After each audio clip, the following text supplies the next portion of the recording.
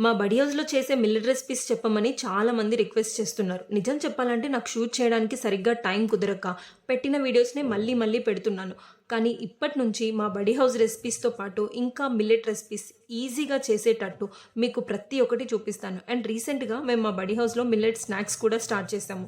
రాగులతో మురుకులు, కొర్రలతో సన్నపూస అండ్ జొన్నలతో బూందీ. నిజంగా చెప్తే నమ్మరు కానీ మన రెగ్యులర్ స్నాక్స్‌కి ఏమాత్రం తగ్గకుండా ఉన్నాయి ఈ మిల్లెట్ స్నాక్స్. సో తప్పకుండా ట్రై చేయండి. అండ్ వీటి ప్రాసెస్ కూడా ఎలా చేయాలో మీకు ప్రతి ఒక్కటి నేను చూపిస్తాను. So visit our buddy house for a healthy snacks.